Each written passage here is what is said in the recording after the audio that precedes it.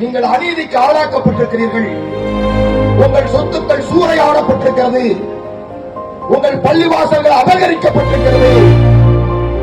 உங்கள் பிள்ளைகள் படிக்கின்ற மதரசாக்கள் முடக்கப்பட்டிருக்கிறது. கடைசியிலே உங்களை அடக்கம் செய்கிற கபஸ்தானை கூட அவர்கள் கையகப்படுத்தி இருக்கின்றார்கள். பீரங்கிகளையும் துப்பாக்கிகளையும் எதிர்கொண்டு இந்திய தேசத்தின் விடுதலையை பெற்றுக் கொடுத்த கூட்டம் இந்த கூட்டம். சிறுதுள்ளி பெருவெள்ளம் வந்து வெள்ளம் வீட்டை அளித்து விட்டது. ஒரு உயிர் உச்சமாக இல்லை. கடைசியில் என் கை குழந்தை கையிலே இருக்கிறது. நான் வெள்ளத்தில் மூழ்கப் போகிறேன். இந்த குழந்தையின் எதிர்காலம் என்ன வேகும் என்று நான் மரணிக்கிறேன். இந்த குழந்தைக்கு இந்திய தேசத்தில் வாழ்வுண்டா? எனக்கு வாழ்வில்லை. என் மனைவியும் என் மக்களும் கொல்லப்பட்டார்கள். என் மூதாதைகள் சொத்து கொள்ளையடிக்கப்பட்டது. என் வயிற்றிலே தெரியாமல் பிறந்து களிமா சொல்லி நிற்கிற என்னுடைய வாரிசு இந்திய தேசத்தில் மானத்தோடு வாழுமா, கற்போடு சாகுமா? யார் அதற்கு விடை தருவது? இதை எதிர்பார்த்துக் கொண்டிருக்கிறோம். அல்லாஹ்வின் பாதையில் பணியாற்றுவதற்கான வாய்ப்பு வந்திருக்கிறது. நாம் ஏன் அணி சேரவில்லை? ஜமாத்தின் உலமாவுடைய தலைமையிலே ஒன்று சேர்த்துங்கள்.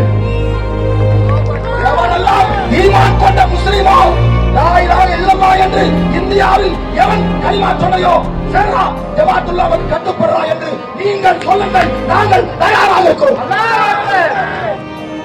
இந்த சொத்து என்பது வெறும் சொத்தல்ல, நம்முடைய மானம், நம்முடைய கண்ணியம். வக்ஃபு சொத்து என்பது என்னது?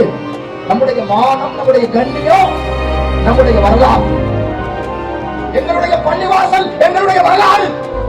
அன்பு மக்களே, முஸ்லிம்களுடைய பள்ளிவாசலை அழித்து விட்டால், கபர்ஸ்தானை அழித்து விட்டால் முஸ்லிம்கள் வாழ்ந்த வரலாறு இந்திய தேசத்தில் இருக்காது.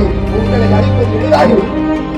வருகிற 23ஆம் தேதி நெய்வேலியிலே அனல் மின் நிலையத்தில் 2வது கேட்டை உடைத்துக் கொண்டு உள்ளே போகும் தாமமுகவுடைய பட்டாளம் என்று சொல்லி அவர்கள் வேறுதான் தாமமுக நடத்துகிறது.